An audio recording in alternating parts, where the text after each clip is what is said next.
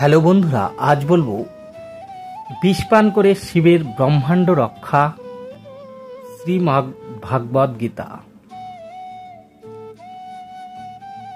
Hello বন্ধুরা, আজ বলবো বিষ পান করে শিবের ব্রহ্মাণ্ড রক্ষা, শ্রীমদ্ভাগবত থেকে। শিল সুখদেব গোস্বামী বললেন, হে কুরুশ্রেষ্ঠ মহারাজ পরীক্ষিত, দেবতা এবং দানবেরা নাগরাজ বাসুকীকে নিমন্ত্রণ করে অমৃতের অংশ প্রদান করার প্রতিশ্রুতি দিয়ে তাকে রজ্জুরূপে মন্দর পর্বতে বেষ্টন করে মহা আনন্দে যত্ন সহকারে অমৃত উৎপাদনের জন্য ক্ষীরসাগর মন্থন করতে আরম্ভ করলেন। ভগবান অজিত প্রথমে বাসুকীর সম্মুখভাগ গ্রহণ করেছিলেন এবং তারপর দেবতারা তাকে অনুসরণ করেছিলেন। দ্বৈত অধিপতিরা বিবেচনা করেছিল সর্পের পুচ্ছভাগ গ্রহণ করা অমঙ্গলজনক, তাই তারা ভগবান এবং দেবতাদের দ্বারা গৃহীত সর্পের অগ্রভাগ মঙ্গলজনক এবং মহিন্নাত বলে মনে করে তা গ্রহণ করতে চেয়েছিল। এইভাবে অসুরেরা নিজেদের বৈদিক জ্ঞানে অত্যন্ত উন্নত এবং জন্ম ও কর্মের দ্বারা বিখ্যাত বলে মনে করে প্রতিবাদ করেছিল যে তারা সর্পের অগ্রভাগ ধারণ করবে। দেবতাদের আচরে অসন্তোষ প্রকাশ করে দৈত্যরা তখন মৌনভাব অবলম্বন করেছিলেন। দ্বৈতদের অভিপ্রায় বুঝতে পেরে ভগবান ঈশ্বর এসে সর্পের সম্মুখভাগ পরিত্যাগ করে দেবতাগণ সহ বাসুকীর পুচ্ছদেশ গ্রহণ করেছিলেন। কে সর্পের কোন অংশ ধারণ করবে তার স্থান বিভাগ করে কশ্যপের পুত্র দেবতা এবং দানবেরা মহা উদ্যম সহকারে অমৃত লাভের জন্য সমুদ্র মন্থন করতে লাগলেন। হে পাণ্ডুনন্দন, মন্থর পর্বতকে মন্থন দণ্ড করে যখন এইভাবে ক্ষীর সমুদ্র মন্থন করা হচ্ছিল তখন তার কোনো আধার ছিল না, এবং তাই বলিষ্ঠ দেবতা এবং দানবগণ কর্তৃক ধৃত হওয়া সত্ত্বেও অত্যন্ত ভারী হওয়ার ফলে তা সাগরের জলে নিমজ্জিত হচ্ছিল। দৈব বলে পর্বত নিমজ্জিত হওয়ার দেবতা এবং দানবেরা অত্যন্ত বিষণ্ণ হয়েছিলেন এবং তাদের মুখশ্রী ম্লান হয়েছিল। বিধিচিষ্ট সেই পরিস্থিতি দর্শন করে সেই অপার শক্তিশালী সত্য সংকল্প ভগবান কূর্মরূপ ধারণ করে জলে প্রবেশ করেছিলেন এবং সেই বিশাল মন্দর পর্বতকে উত্তোলন করেছিলেন। দেবতা এবং দানবেরা মন্দর পর্বতকে উত্থিত দেখে পুনরায় মন্থন করতে উদ্যত হয়েছিলেন। ভগবান 1,00,000 যোজন বিস্তৃত একটি বিশাল দ্বীপের মতো তার পৃষ্ঠে সেই পর্বত ধারণ করেছিলেন। হে রাজন, যখন দেবতা এবং দানবেরা তাদের বাহুবলের দ্বারা সেই অদ্ভুত কূর্মের পৃষ্ঠে ধৃত মন্দর পর্বতকে ঘূর্ণিত করছিলেন, তখন সেই কূর্ম সেই পর্বতের আবর্তনকে তার অঙ্গ কণ্ডয়নের মাধ্যমে মতো সুকর বলে মনে করছিলেন। তারপর ভগবান শ্রী বিষ্ণু তাদের অনুপ্রাণিত করার জন্য এবং বলবীর্য বৃদ্ধি করার জন্য অসুরদের মধ্যে রজগুণ রূপে, দেবতাদের মধ্যে সত্যগুণ রূপে এবং বাসুকীতে তমগুণ রূপে প্রবিষ্ট হয়েছিলেন। হাজার হাজার বাহু সমন্বিত হয়ে ভগবান তখন মন্দর পর্বতের উপর তার একটি বিশাল পর্বতের মতো প্রকাশিত হলেন এবং এক হস্তের দ্বারা মন্দর পর্বত ধারণ করেছিলেন। স্বর্গলোকে ইন্দ্রাদি দেবতাগণ সহ ব্রহ্মা এবং শিব ভগবানকে প্রার্থনা নিবেদন করছিলেন এবং তারা তার উপর পুষ্প বর্ষণ করছিলেন। পর্বতের উপরিভাগে ও অধোদেশে বিরাজমান এবং দেবতা, দৈত্য, বাসুকী ও পর্বতের মধ্যেও প্রবিষ্ট ভগবানের দ্বারা অনুপ্রাণিত হয়ে দেবতা ও দানবেরা অমৃতের উন্মত্তের মতো কার্য করতে লাগলেন।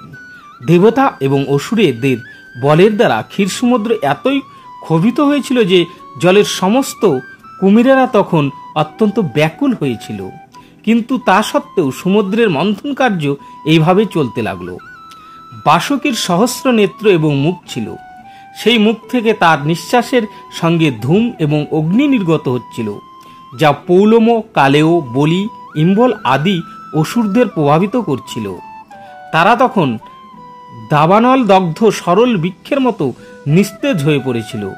দেবতারা বাসুকীর অগ্নিশিখাময় নিঃশ্বাসের দ্বারা প্রভাবিত হয়েছিলেন। তাদের দেহের প্রভাব মলিন হয়েছিল এবং তাদের বস্ত্র, মালা, অস্ত্র এবং মুখ ধূমের দ্বারা কালিমাময় আচ্ছন্ন হয়েছিল। কিন্তু ভগবানের কৃপায় দেবতাদের স্বস্তি প্রদানের জন্য সমুদ্রের উপর মেঘ আবির্ভূত হয়ে মুষলধারায় বাড়ি বর্ষণ করতে থাকেন এবং সমুদ্র তরঙ্গের জলকণা বহন করে মৃদুমন্দ বায়ু প্রভাবিত হতে থাকে। শ্রেষ্ঠ দেবতা এবং অসুরদের দ্বারা এত প্রয়াস সত্ত্বেও যখন ক্ষীরসমুদ্র থেকে অমৃত উৎপন্ন হল না, তখন ভগবান অজিত স্বয়ং সমুদ্র মন্থন করতে শুরু করলেন। মেঘের মতো শ্যামবর্ণ পীতবাস, কর্ণে বিদ্যুতের মতো উজ্জ্বল কর্ণকুণ্ডল, আলুলায়িত কেশ, বনমালী এবং কমল নয়ন ভগবান জগতের অভয়প্রদ বাহুসমূহের দ্বারা বাসুকীর গ্রহণপূর্বক মন্দর পর্বত ধারণ করে মন্থন করতে শুরু করেছিলেন। তখন তিনি ইন্দ্রনীল পর্বতের মতো তো শোভা পাচ্ছিলেন। মৎস্য, মকর, কচ্ছপ, সর্পগণ অত্যন্ত সন্তপ্ত হয়েছিল এবং তিমি, জলহস্তী, কুমির ও তিমিঙ্গল অত্যন্ত ব্যাকুল হয়ে জলের উপরিভাগে ভেসে উঠছিল। যখন এইভাবে সমুদ্র মথিত হচ্ছিল, তখন প্রথমে অতি ভীষণ হলাহল নামক বিষ উত্থিত হয়েছিল। হে রাজন, সেই দুর্দমনীয় বিষ যখন মহাবেগে উপরের এবং নিচের সর্বদিকে ছড়িয়ে পড়তে লাগলো, তখন সমস্ত দেবতারা নিরাশ্রয় এবং অত্যন্ত ভয়ভীত হয়ে ভগবানকে সঙ্গে নিয়ে সদাশিবের শরণাপন্ন হয়েছিলেন। দেবতারা ও শিবকে তার পত্নী ভবানী সহ কৈলাস পর্বতের শিখরে ত্রিভুবনের সমৃদ্ধির জন্য তপস্যারত দর্শন করেছিলেন। মহান ঋষিরা মুক্তিলাভের বাসনায় তার আরাধনা করছিলেন। দেবতারা তাকে তাদের প্রণতি নিবেদন ও করেছিলেন এবং গভীর শ্রদ্ধা সহকারে তার বন্দনা করেছিলেন। প্রজাপতিগণ বললেন, হে দেবাদিদেব মহাদেব, কি আপনি সমস্ত জীবের পরমাত্মা এবং তাদের সুখ ও সমৃদ্ধির কারণ। আমরা আপনার শরণাগত হয়েছি। সমগ্র ত্রিভুবন জুড়ে বিস্তৃত হচ্ছে এই যে ভয়ঙ্কর বিষ, তা থেকে আপনি দয়া করে আমাদের রক্ষা করুন। হে নর ভগবান, আপনি সমগ্র জগতের বন্ধন এবং মুক্তির কারণ, কেননা আপনি তার ঈশ্বর। যারা আধ্যাত্মিক চেতনায় উন্নত, তারা আপনার শরণাগত হয় এবং তাই আপনি তাদের দুঃখ দুর্দশা দূর করেন এবং আপনি তাদের মুক্তিকর কারণ। আমরা তাই আপনার অর্চনা করি। হে নয়বিভ, আপনি স্বপ্রকাশ এবং সর্বশ্রেষ্ঠ। আপনি আবার আপনার স্বশক্তির দ্বারা এই জড়জগৎ সৃষ্টি করেন এবং ব্রহ্মা, বিষ্ণু ও মহেশ্বর নাম ধারণ করে সৃষ্টি, পালন এবং সংহার কার্য সম্পাদন করেন। আপনি সর্বকারণের কারণ, স্বপ্রকাশ, অচিন্ত, নির্বিশেষ ব্রহ্ম বা মূলত পরম ব্রহ্ম। এই জড়জগতে আপনি বিবিধ শক্তি প্রকাশ করেন। তা হে ভগবান, আপনি বেদের মূল উৎস, আপনি জড় সৃষ্টির মূল কারণ, প্রাণ, ইন্দ্রিয়, পঞ্চ মহাভূত, ত্রিগুণ এবং মহতত্ত্ব। আপনি কাল, সংকল্প এবং সত্য ও ঋত নামক দুই প্রকার ধর্ম। আপনি ওম, এই তিন অক্ষরের সমন্বিত ওম এর আশ্রয়। হে সর্বলোক পিতা, পণ্ডিতেরা জানেন যে অগ্নি আপনার মুখ, পৃথিবীর আপনার পাদপদ্ম, কাল আপনার গতিদিক সমূহ আপনার কর্ণ এবং জলের অধিষ্ঠাতা বরুণ আপনার জিহ্বা। হে ভগবান, আকাশ আপনার নাভি, বায়ু আপনার নিঃশ্বাস, সূর্য আপনার চক্ষু, জল আপনার রেত এবং আপনি উচ্চ ও নীচ সমস্ত জীবের আশ্রয়। চন্দ্র আপনার মন এবং স্বর্গ আপনার মস্তক। হে ভগবান, আপনি সাক্ষাৎ বেদত্রয়। সপ্ত সমুদ্র আপনার উদর, পর্বতসমূহ আপনার অস্থি, সর্বপ্রকার ঔষধীয় লতা আপনার গায়ের লোম, গায়ত্রী আদি মন্ত্র আপনার সপ্ত ধাতু এবং বৈদিক ধর্ম আপনার হৃদয়। হে ঈশ, পঞ্চ উপনিষদ আপনার পঞ্চমুখ, যা থেকে 38টি গুরুত্বপূর্ণ মন্ত্রের বর্গ উৎপন্ন হয়েছে। হে দেব স্বয়ং জ্যোতি, আপনি শিব নামে বিখ্যাত। আপনি সাক্ষাৎ পরমাত্মা তত্ত্বে অবস্থিত। হে দেব, অধর্মের তরঙ্গে আপনার ছায়া বর্তমান, যার ফলে বিবিধ অধর্মের সৃষ্টি হয়। সত্য, রজ এবং তমগুণ আপনার 3টি নেত্র। ছন্দময় বেদ আপনারই প্রকাশ, কারণ সমস্ত শাস্ত্রকারেরা আপনার কৃপাদৃষ্টি প্রাপ্ত হয়ে বিবিধ শাস্ত্র রচনা করেছেন। হে গিরিশ, ব্রহ্মজ্যোতি যেহেতু সত্য, রজ এবং তমগুণের অতীত, তাই এই জড়জগতের লোকপালেরাও তা জানতে পারেন না বা উপলব্ধি করতে পারেন না। তা ব্রহ্মা, বিষ্ণু এবং দেবরাজ মহেন্দ্রেরও বোধগম্য নয়। প্রলয়ের সময় আপনার নেত্রাগ্নির স্ফুলিঙ্গের দ্বারা সমগ্র জগৎ ভস্মীভূত হয়, কিন্তু তা সত্ত্বেও কিভাবে যে তা হয় আপনি পর্যন্ত জানে না। অতএব দক্ষযজ্ঞ, ত্রিপুরাসুর, কালকুট, বিষ ইত্যাদি বিনাশের কথা কি আর বলার আছে? আপনার এই সমস্ত কার্যকলাপ আপনার স্তুতির বিষয়বস্তু হতে পারে না। সারা জগতের উপদেশ প্রদানকারী প্রচারক আত্মারাম মহাত্মারা নিরন্তর তাদের হৃদয়ে আপনার চরণ কমলের চিন্তা করেন, কিন্তু যারা আপনার তপস্যার কথা জানেন না, তারা আপনাকে উমা সহ বিচরণ করতে দেখে ভ্রান্তিবশত কামী অথবা শ্মশানে ভ্রমণ করতে দেখে উগ্র ও হিংস্র বলে মনে করে। তারা অবশ্যই নির্লজ্জ। তারা আপনার লীলা বুঝতে পারে না।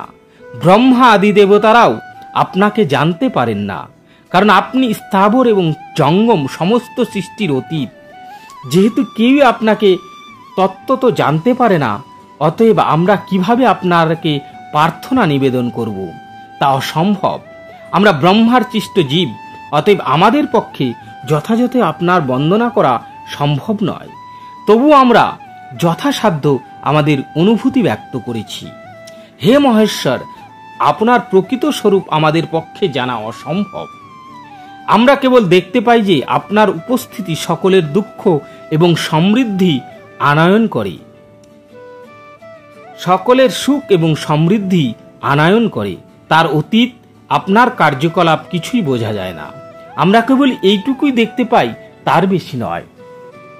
শ্রী সুখদেব গোস্বামী বললেন, সর্বজীবের হিতকারী মহেশ্বর সর্বত প্রসারণশীল সেই বিষয়ের কারণে সমস্ত জীবেদের অত্যন্ত পীড়িত দর্শন করে অতীব দয়া পরবর্ষ হয়ে তার নিত্য সঙ্গিনী সতীকে এইভাবে বলেছিলেন। শিব বললেন, হে ভবানী, দেখো ক্ষীরসমুদ্র মন্থনের ফলে উৎপন্ন কালকুট বিষ থেকে সমস্ত জীবের কি ভয়ঙ্কর পরিস্থিতির সৃষ্টি হয়েছে। জীবন সংগ্রামেরত সমস্ত জীবদের সুরক্ষা প্রদান করাই আমার কর্তব্য। অধীনস্থ আর্তজনদের রক্ষা করাই প্রভুর কর্তব্য। ভগবানের বহিরঙ্গা শক্তির দ্বারা মোহাচ্ছন্ন হয়ে জীবেরা পরস্পরের প্রতি শত্রুভাবাপন্ন হয়, কিন্তু ভক্তেরা তাদের নশ্বর জীবন বিপন্ন হয়ে করেও অন্যদের রক্ষা করার চেষ্টা করেন। হে সাধ্বী ভবানী, কেউ যখন পরোপকার করেন তখন ভগবান শ্রীহরি অত্যন্ত প্রসন্ন হন, এবং ভগবান যখন প্রসন্ন হন তখন আমিও অন্যান্য সমস্ত প্রাণী সহ প্রসন্ন হই। তাই আমি এই বিষ পান করব, আমার দ্বারা সকলের মঙ্গল সাধন হোক। শ্রী সুখদেব গোস্বামী বললেন, ভবানীকে এই কথা বলে বিশ্বভাবন ভগবান শিব সেই বিষ পান করেন এবং প্রভূত হয়েছিলেন, এবং মহাদেবের সামর্থ্য সম্বন্ধে পূর্ণরূপে অবগত ভবানী তা অনুমোদন করেছিলেন। তারপর লোকহিতকারী মহাদেব কৃপাপূর্বক সেই হলাহল নামক বিষ করতলে গ্রহণ করে পান করেছিলেন। ক্ষীরসমুদ্র থেকে উৎপন্ন কলঙ্কস্বরূপ সেই বিষ মহাদেবের কণ্ঠে একটি নীল রেখা উৎপন্ন করে তার শক্তি প্রকাশ করছিল। সেই রেখাটিকে কিন্তু মহাদেবের ভূষণ বলে মনে করা হয়। বলা হয় যে জীবের দুঃখ নিবারণের জন্য মহাপুরুষের সর্বদাই স্বেচ্ছায় দুঃখ বরণ করেন। সকলের হৃদয়ে বিরাজমান ভগবানের আরাধনায় এটি সর্বশ্রেষ্ঠ পন্থা বলে বিবেচনা করা হয়। এই কার্যের কথা শ্রবণ করি দক্ষ কন্যা ভবানী ব্রহ্মা, বিষ্ণু এবং সমস্ত প্রজাগণ দেবতাদেরও পূজ্য এবং জনগণেরকে বর প্রদাতা শিবের ভূয়াসী প্রশংসা করেছিলেন। বিষ পান করার সময় শিবের হাত থেকে যে একটু বিষ পড়ে গিয়েছিল তা বৃশ্চিক, সর্প, বিষময় ঔষধি এবং অন্য যে সমস্ত প্রাণীদের দংশন বিষময় তারা প্রাণ করেছিল। তো বন্ধুরা, ভিডিওটি কেমন লাগলো? যদি ভালো লেগে থাকে তাহলে অবশ্যই কমেন্টে লিখবেন হর হর মহাদেব। আর এই চ্যানেলে যারা নতুন তারা চ্যানেলটিকে সাবস্ক্রাইব করে সঙ্গে থাকবেন নতুন নতুন ভিডিও পাওয়ার জন্য। ধন্যবাদ সবাইকে। আজকের মতো এ পর্যন্তই।